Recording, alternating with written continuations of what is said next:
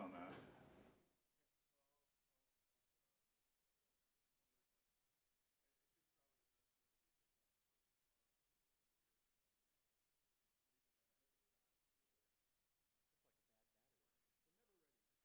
Right. Good afternoon, everybody. Welcome to the October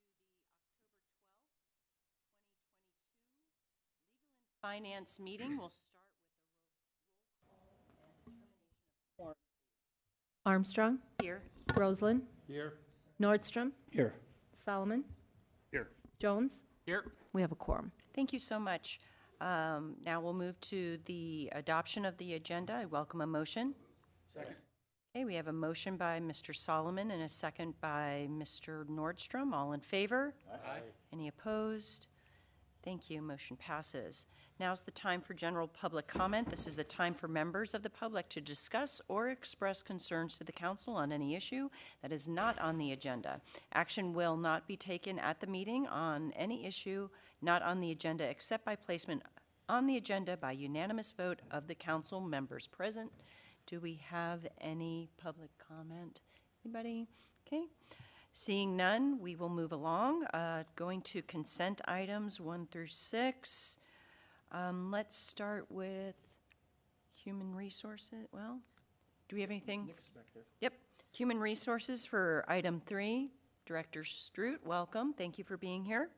Thank you for having me, Madam Chair. The item we have on the agenda is the approval of the AFSCME contract for 2023 and 2024. So we finished up negotiations last week. It was a good negotiation in stark contrast with our last one.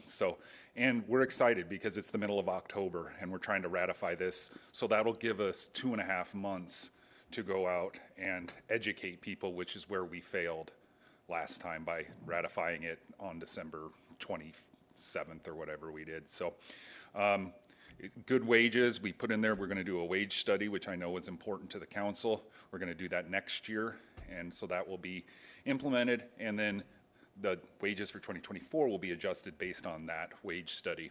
And I can say 95% of what we did was cleanup, clarification.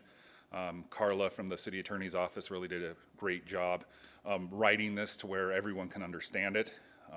Sometimes when negotiations, we think we understand it, and then we get it out to the public and there's confusion. So I think we did a really good job, and Tracy was involved and so was Joel. So we're happy with it. AFSCME's happy with it. They're going to come on Monday night with us, kind of show some unity with that. So yeah, I'll stand for any questions. Great. Mr. Jones, you have the floor. Thank you, Madam Chair. Question for Director Stewart, please. Thank you. So does this contract include all city employees, or are there departments that are not included in this contract? So this is just for the AFSCME bargaining unit. And so that's the American Federation of State, City, County, Municipal Employees. So we like to say that's our blue collar union. And so this touches 8 of our 12 departments, very heavily in public works, community development, the airport, parks and rec, I know I'm forgetting the monument, excuse me. So those are the bargaining unit employees. Who does it not include? The non-union folks, which is a lot of your supervisors, your engineers, your management, the police union, so it doesn't have the police officers, the fire union, and the IATSE stagehand union. So police, fire, all non-union, and then stagehands? Yep. Do they negotiate their own contract? Correct. And is that in process right now?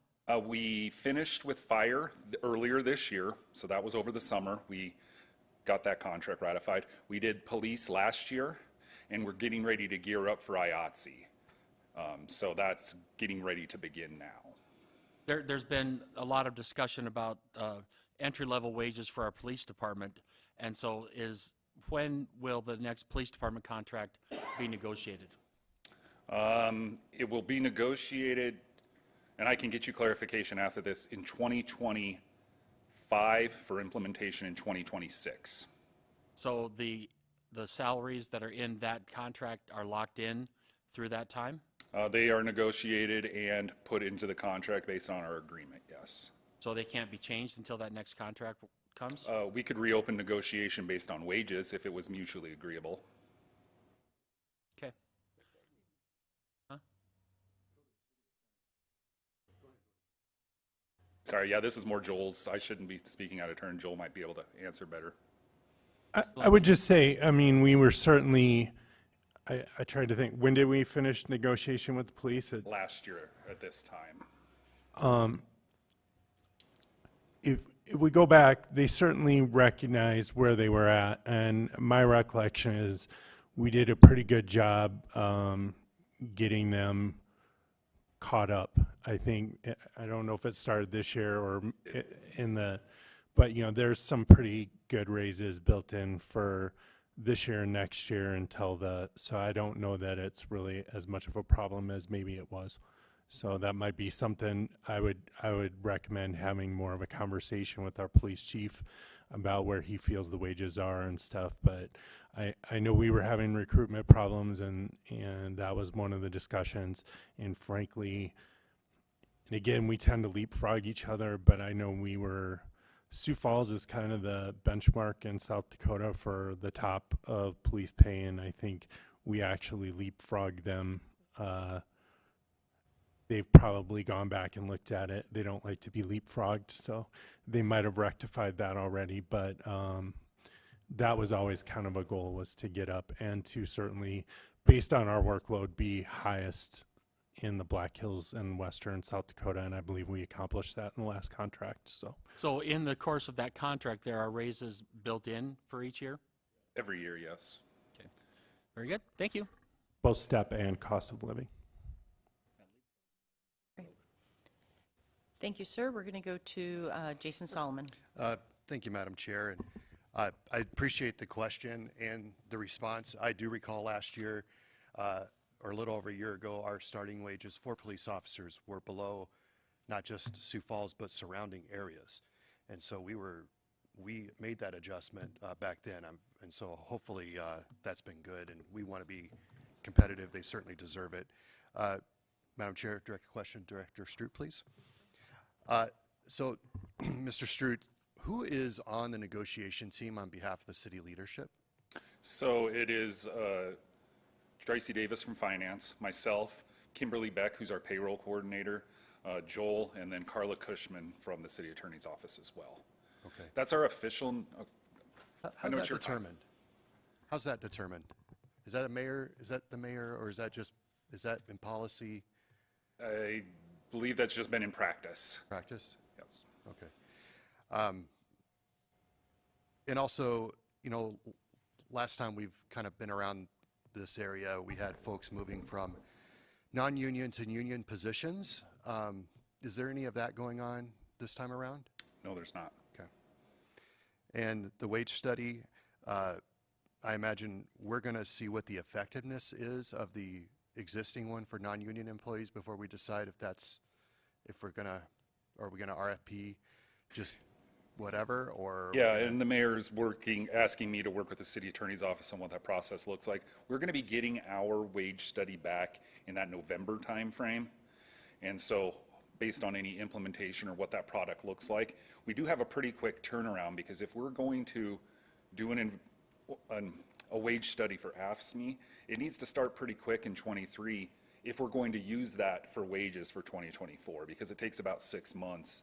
And so if we're getting that back in the June, July timeframe, well, that's when it's time to start negotiating based on the return of that. So if we do need to do an RFP, I'm going to start that process pretty soon. The current consultant's more than happy to reapply for that, but I don't know if we'll know how we feel fully about the non-union wage study before it's time to start with the AFSCME one. I'm happy to hear that, actually, because we just don't know yet. Obviously, I think the spirit of what we're looking for is to be competitive with compensation. Pardon me? I'm still on my time? Okay.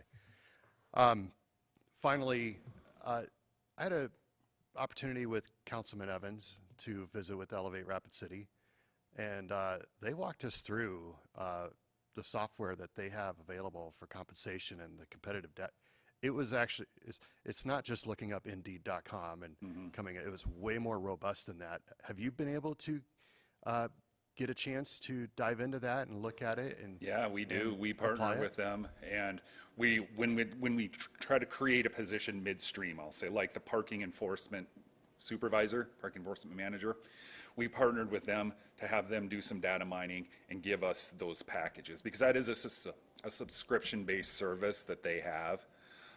We did actually approach them to see if they had the capacity to do a wage study for us, and they did decline because that is a big undertaking. But we definitely lean on them heavily. And those are the same type of tools that the Gallagher or any big. Right. But yes, we have been partnering with them, and it's amazing what they can do. It is not just Indeed, you were right. The best thing is, you know, we don't have to pay for it. Yeah. We are already a partner in the economic development partnership there. I do believe they're willing to, you know, perhaps even provide a login or some access. So They do. for the city, I would encourage us to look into that. That's really great, up-to-date information. And the big thing for us, the reason we even like these studies is so we have data. Correct. And I just want to make sure that that's what we're going on. Yeah, Thank it's you not, for your, yeah, it's not anecdotal, it's Right. hard data. exactly. Thank you, sir. Thank you. Thank you, Mr. Solomon. Mr. Nordstrom, you have the floor. Thank you, Madam Chair. Questions for Mr. Stroop, please? Absolutely. A couple of things that I was reading through, and I thank you very much for the summary, and I'm going to do a little bit deep dive on just the summary items. I appreciate attaching the contract as well. I kind of peruse that as to see what changes are coming up and what changes will be affecting the bargaining unit. So just a couple of comments or questions, if you will, for clarification, if I can scroll to the right page here. One of the issues that we've always dealt with is sick leave and annual leave. I see there's some changes getting modified to that on the worker comp side. Is there some rules or state laws that change to cause that effect? Can you, I'm looking on page 3 under item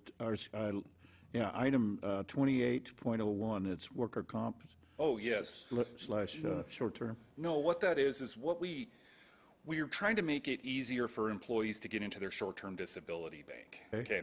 So what it used to be is you had to take your sick leave down to 40 hours before you could access that bank.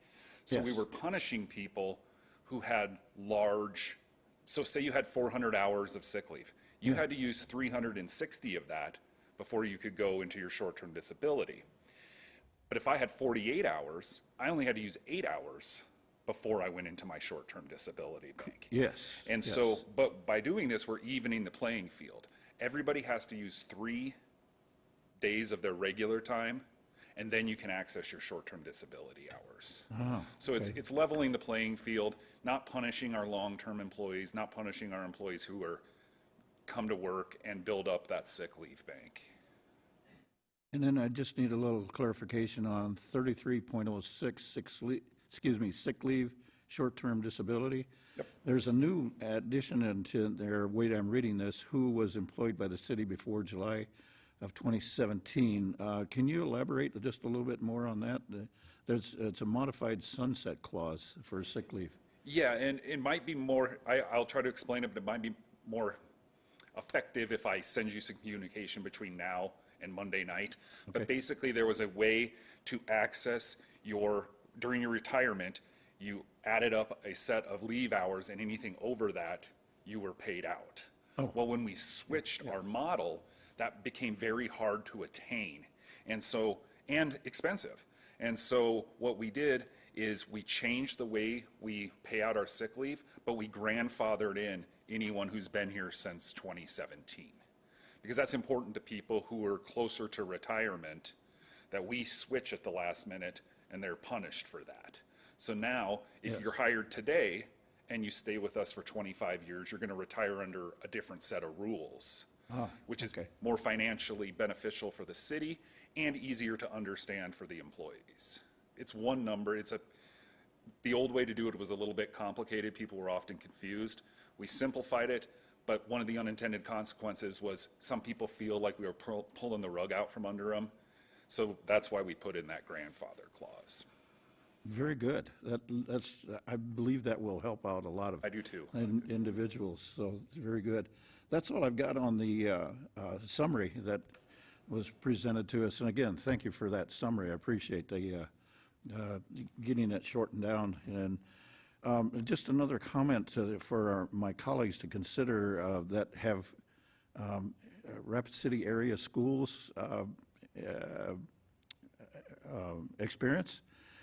And with the unions that I'm familiar with at the unions at the school system, is that there's one group of that is a union group called the Teachers Union, and they've got a whole nother acronym for that. And then think of it that the support staff is another group that they have to have contract negotiations with. So it's similar to over there at the school system with what we have here within the city with the police, fire, stagehands, and then the AFSCME or Public Works, primarily Public Works employees. So I don't know if that helps or not, but that's the reason why, if you can equate it to those two different bargaining units at the schools that I'm familiar with, and there might be others, but those are some examples that may assist you in understanding how our unions work within the city. And I'm not counting, and I'm forgetting about the non-union employees as well. So hopefully that helps. Thank you, Mr. Nordstrom. Mr. Jones, you have the floor. Thank you, Chair. Just with a couple of minutes that I have left, Councilman Stroman makes an interesting point, and I'd like to dive into it just a little bit more. All the years that I was a classroom teacher, 16 years, then 17 years in administration, negotiations took place, of course, between teachers and the school board and that kind of thing. And I was on negotiations teams when I was a teacher. I was on negotiations teams when I was administrator. And when I was on the city council and lead, I was on the negotiations team for that. So I'm just curious, when the question was asked about who makes up the negotiating team, has there ever been a representative of the city council sit in on negotiations? And is that a practice that Rapid City has done? Is it something worth kicking around? I don't know. I know I've done a lot of them over the years, and I've seen the benefit of involvement. I'm just curious about what the practice has been here in Rapid City.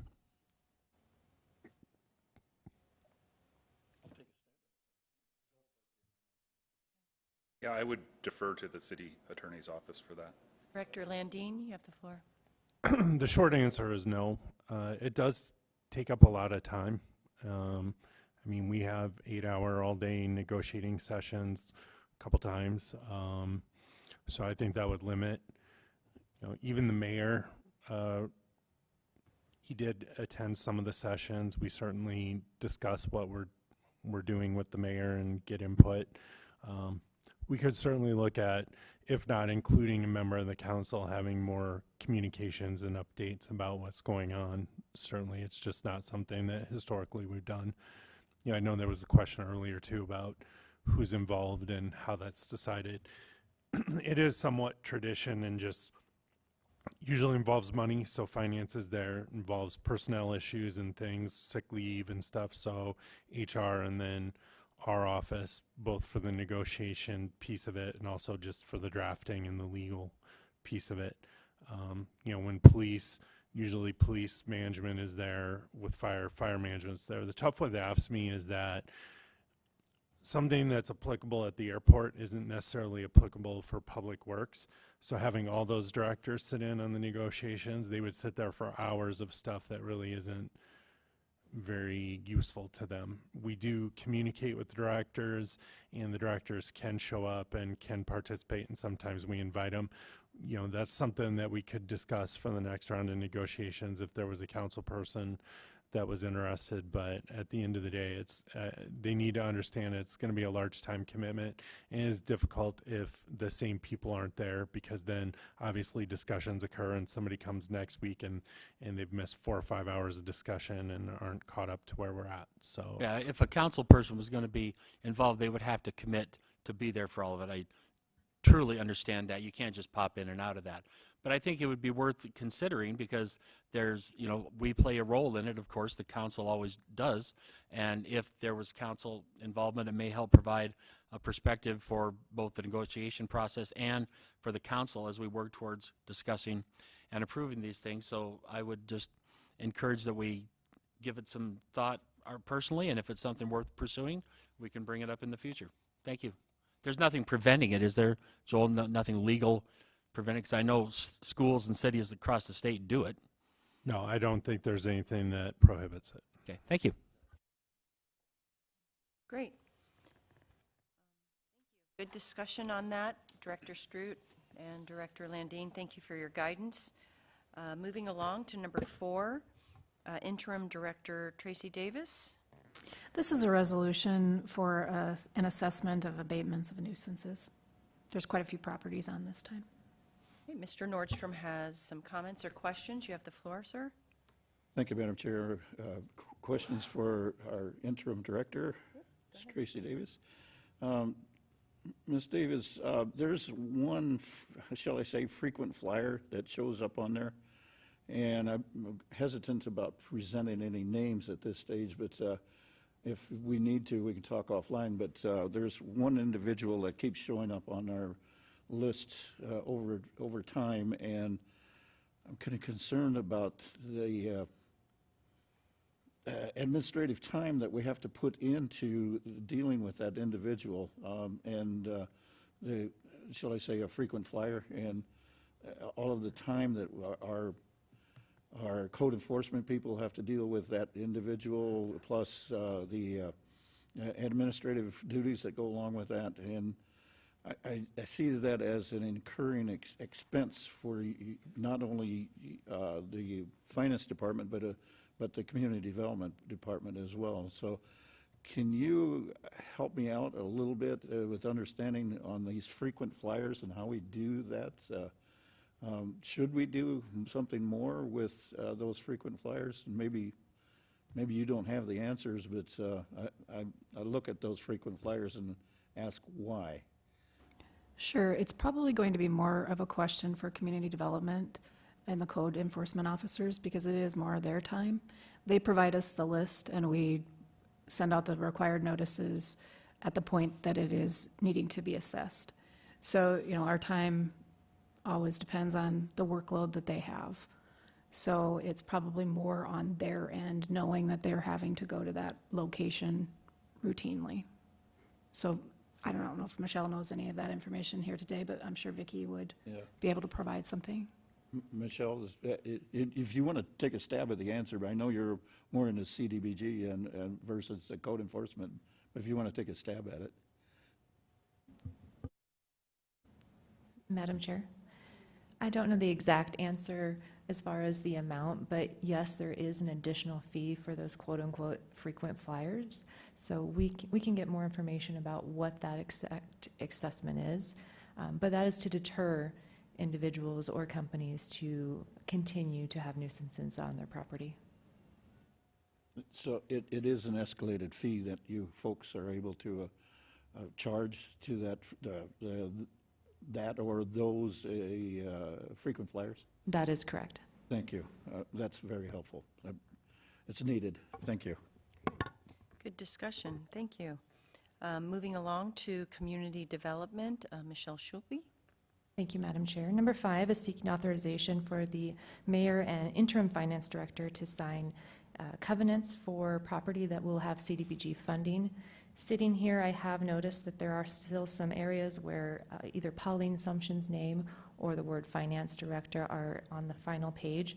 I would ask that this item be changed to seek authorizations to change this document with all iterations changed to Tracy Davis, interim finance director. So when making that motion, just to add the recommended changes, Please. Director Landine, is that appropriate?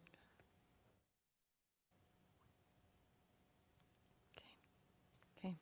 Any questions, comments? Great. Thank you. Okay. Moving along, Public Works, Director Tech.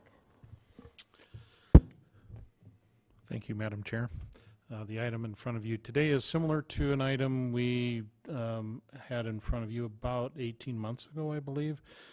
These are 2 lots located along Skyline Drive that were purchased by Mr. Rourke and his wife, I believe, back in 2020.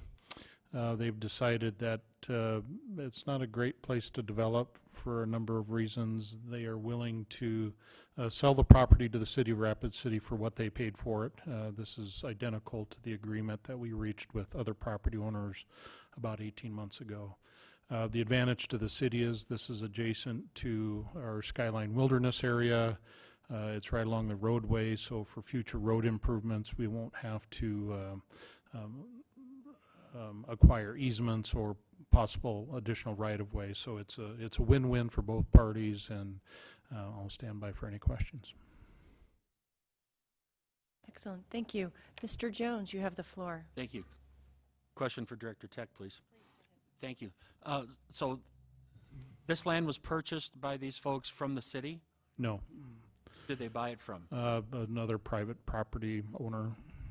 Okay, and then so I understand your explanation as to why it would benefit us, but I guess I'll ask the ugly question, simply because they might have made a poor investment. Why are we coming forward and wanting to buy it to bail them out of that investment? Who approached who to purchase the land? They approached the city with the knowledge that we've done this to the adjoining properties as well. So this is an opportunity for the system. This isn't bailing them out necessarily. I think it's much more of a benefit to the city to acquire this property. And do we have a certain amount of funding that is set aside for acquisition of properties like this? Correct. We have identified in our capital improvement plan funding for future road improvements, and this certainly we would have spent in the future when we do work on Skylight and Drive much more than this amount. And the 45,000 is a good number as far as you're concerned? Absolutely. Current residential properties in Rapid City are probably in the $4 a square foot range. This is less than $2. And you stated this is what they purchased it for? Correct. So, okay. All right, thank you. 5, okay.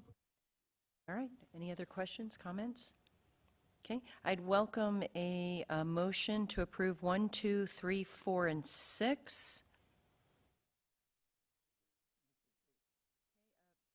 Move to approve, motion by, where are my words today?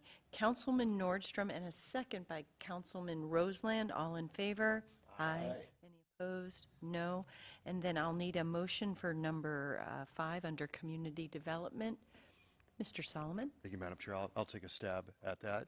I will make the motion to authorize the mayor and interim finance director to sign the FY22 CDBG fund covenants with Wavy, with the change being that we change any reference to interim finance director and any changes to Pauline Sumption that it would go to Tracy Davis. Is that satisfactory to our city attorney? Okay. That'll be done by Monday, correct? Great. All right, I have a motion. Okay, I have a motion by Mr. Solomon, a second by Mr. Nordstrom. All in favor? Aye. Any opposed? No. Okay, last but not least, we'll move to our alderman items. This is the time that we're going to share our committee assignments or updates. Mr. Jones, I'll let you start. Thank you, Madam Chair. The usual things that tend to go on, phone calls, emails, and things that we all do to residents, both in our wards and outside of our wards. The one I'd like to talk on right now is the recent meeting of the Parking Authority that I attended. This group is a fascinating group of people to work with. They're local people, some are business people, some are downtown business people, and others just throughout town. And plus, it includes Director Fisher, the new parking person, whose name escapes me. Can someone help me? Anna, thank you. And I'm just so impressed by their focus and by their dedication to what they're doing, and the great discussions they have in looking at the parking needs in Rapid City. A large part of the meeting was talking about the parking ramp and the need to do the improvements there and processes that have worked up to that point. They also listened to people who want to contest parking tickets. A lot of the discussion last week also was the need for upgrading in the handicap parking signs in downtown Rapid City. Apparently, those signs to be correct now is there's a new sign, removes the words handicapped, and it just says parking, and it's blue and has the wheelchair emblem. And so they are going to start working on doing that. And just a general overall discussion of the importance of handicap parking and people following the rules and parking where they're supposed to. Parking is a big deal, and it matters to people, and when they can't park or parking's wrong, that matters as well. So I'm really enjoying my work with that group and looking forward to their continued good work for the city. Thank you. Thank you, Mr. Jones. Mr. Roseland, you have the floor. I too attended the parking structure informational meeting. Very interesting, and like you said, a lot of intelligent people there who care about what's happening with the parking ramp. Obviously, they gave the whys of what and when all this stuff is going to be, when the parking ramp is going to be reconstructed, and I think they're really understanding of what the business needs are downtown, and they are reciprocating with, I think, for those needs, so they won't be starting the parking ramp till after Christmas or closing the parking ramp. Also, a ribbon cutting for About You Physical Therapy at 3803 or 08 Sheridan Lake Road. Used to be the funeral parlor down there. Beautiful reconstruction and remodel by Jesse Ham and his partner with the physical therapy, and it's incredible what they did down there and the business plan. So that was a very interesting also meeting there. Meeting with Rapid City Urban Wildlife Committee. Agenda was covered with the fall deer management plan, waterfall mitigation, and the pollinators that are being developed here in town. And another ribbon cutting at One Steps, the new South Dakota departments on, I think it was Elgin, I can't remember, Mall Drive. Right behind Lowe's. Right behind Lowe's. And attended by Hanny Shaffey, Jim Skull, Lieutenant Governor Roden. And basically, it was a very, very beautiful building. And I think it's going to be much of an asset to Rapid City and to South Dakota. And then last night, a Sustainability Committee meeting held at Elevate. More information on what the meeting was about today with the strategic plan for our sustainability coordinator. After the meeting, we got a tour of Elevate, which is a beautiful building also, by Garth Wadsworth, and very impressive, and what they're doing down there is incredible. So thank you, appreciate the time to do this. Thanks for sharing. Mr. Solomon. Thank you, Madam Chair. Thanks for the updates. I guess a few more to add. A couple of those I was at with you, so I won't repeat those. But I believe since our last meeting, we had the housing study reveal with Councilwoman Armstrong, and Councilman Evans and I attended, and look forward to better collaboration with the city and various agencies and stakeholders in that. I think we talked about that at our last council meeting, but it's actually really important work that will continue on well beyond the presentation, so that's good. We know that we have housing challenges, and many of us are ready to help out. Had the opportunity to attend the Workforce Diversity Network banquet, which was fantastic. That group encourages hiring people of all abilities, so in particular if you have disabilities, that there are amazing workforce available there, and the work they do is incredible. So I had the opportunity to give the mayoral proclamation on behalf of Mayor Allender, as well as hear from former Governor Dennis Dugard. Fantastic group. We're very grateful for them. I was able to attend the Black Hills Powwow and also go through the 101 class. HRC MOA helped facilitate. I know several of you are part of that as well. Really cool. I think really educational in terms of meaning and origins, and boy, how competitive it is, but just the kind of sport and art at the same time, and obviously a lot of deeper meaning than that. Just really, really interesting. I was kind of grateful for that. I was really grateful for that opportunity. You know, and I think it just would be remiss, and I bet we all could agree, but we would congratulate Rowan Grace for her chair-turning performance on The Voice. We are awfully proud of her, and we continue to cheer her on as she moves forward in the process. But I thought that was really cool for Rapid City. She represented very well, and we're excited for her and all her family and friends. So thank you. Thank you, Mr. Solomon. Mr. Nordstrom. I'm just going to give you the headlines here because it's so, the list kept getting longer and longer as I went through the things that I'm involved with.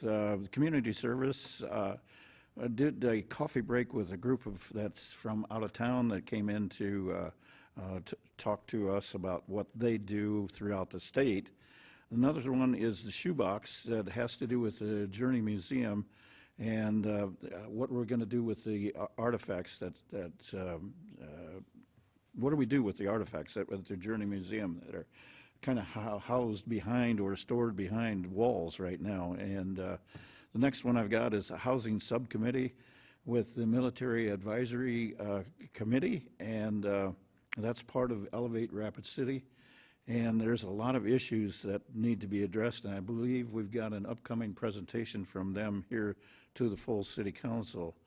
Another thing that's happening on the National League of Cities side is inspiring generational leadership. It kind of ties in with what we're doing here, maybe some of our past council members, and then also that's upcoming with the Youth City Council as well. Another group is the Live Well Black Hills. It has to do with a wide range of topics that they have. The Volunteer Fire Department is holding a fundraiser out in Rapid Valley. John T. Kaverovich Foundation is holding another workshop on looking through different lenses. Steam Cafe is going to be an interesting item that's coming up. This next Tuesday, there is, it has to do with the Department of Defense, and one of the professors is coming in to talk about different aspects to do with our community along with the Department of Defense. Health Committee is another one that I'm connected with, and we've got some more things to work out and work through on that. I'm also connected with the Homeless Coalition to see what we can do about addressing some of the homeless issues that we have here in Rapid City. Long ways to go on dealing with that. There is a tour coming up with the Oyate Health Center coming up, and so I'm going to try to get an opportunity to see with that. And then the Historic Preservation Commission has some involvement with that as well. So some of the outbuildings may meet some of the historical standards. CIP is coming up. That's a Capital Improvement Planning Committee. That meeting's coming up here. Probably going to be canceled for this time around. Yep, so we'll be looking at, let's see, that'll be November is when, if we have enough changes there, we'll have another meeting on that. IAG is the Infrastructure Advisory Group. That's another group that's getting together with developers and city employees that have to do with, the way I describe it is we've got all the specs lined up for the setting up for design. Now, I call it the ingredients that go into the cake. We've got most of that pretty much established. Now we're going to get into designing the cake and what that looks like. Or if you were talking to an engineer, it'll be whatever goes into a building and then so designing the building is the next step on that. I just came from a sustainability committee that has to do with establishing what is sustainability and the things that are going to be coming up on what to do with the coordinator position for the city of Rapid City. Another one is the Youth City Council. Lots of things happening there, and the changes that will be coming up for that. Hopefully I get a chance to explain a little bit further what's coming up on that. I also visited with the director of the DAL. It was about a 2-hour conversation. It was very interesting. And then later on this month, or maybe even in next month, I attended I will give a presentation on my attendance to the South Dakota Municipal League, so that's just a summary. So Yep. you've done one or two things Yeah. this one. Yep. Busy. Just the headlines. That's just the headlines. All right, and I won't repeat, because some of us go to these mutual functions. Thursday, I attended an Indigenous business mixer at Elevate, met some new people, and new businesses that have, and people that have moved here. That was very nice, and I thank Elevate for hosting that. On Monday, we had the Rapid City Public Library Board meeting. They finalized and approved their strategic plan. Now, when you walk into the library, make sure to look up on the beams. They have the missions, values, and what is it? It's missions, values, and statements on the ceiling beams. Yesterday, the Rapid City Airport Board met. I think that was in the news last evening and in today's paper. And then met with the Human Relations Commission yesterday, and we had new elections. Lloyd LaCroix, a county commissioner, is now the chair of the Human Relations Commission, and Jessica Rogers, who is a former attorney here with the city, but still active in this group, is now the vice chair. And please look for a series of op-eds. The Human Relations Commission is partnering with the Rapid City Journal, and they'll be doing a series of stories between now through the LNI. Yep. And I wanted to thank the Human Relations Commission for partnering with the Black Hills Powwow, as well as the Children's Memorial Walk that happened this past weekend, and wanted to remind everybody that we have a vacancy or two to be a commissioner on the Human Relations Commission, and that is open until Friday. The Shoebox meeting that Mr. Nordstrom mentioned is tomorrow at noon at the Doll, if somebody wants to attend. Again, we're focusing on historical items and private art collections that we don't want to see put away or to collect dust. We want to promote that and show that, and with pride. And again, that sustainability committee retreat we had this morning, the mayor, the majority of the directors, and 7 council members, along with the sustainability committee, started off the journey of 1,000 steps begins with one, and I think that was today. So I think that is all for now, and we will bring these items forward on Monday, October 17th, at the next city council meeting in these chambers. I would welcome a motion to adjourn by Mr. Jones and second by Mr. Solomon. All in favor? Aye. Thank you. Have a lovely day.